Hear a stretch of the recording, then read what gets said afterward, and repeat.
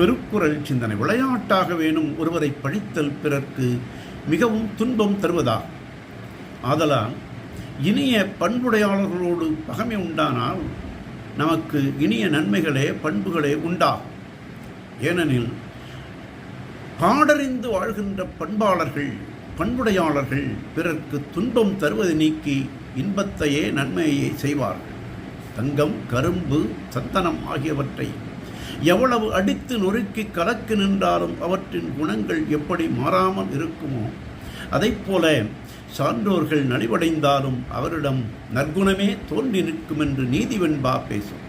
அதைப்போல சான்றோர்களை பிறர் நிலைகளுக்கு எவ்வளவு இடையூறு செய்தாலும் சான்றோர்கள் பல நன்மைகளையே உழைத்து நிற்பார்கள் என்று பண்புடைமை அதிகாரத்தில் தெய்வப்புலவர் நகையுள்ளும் இன்னாது இகழ்ச்சி பகையுள்ளும் பண்புல பாடறிவார் மாட்டு என்றார். நாளையும் சிந்திப்போம்.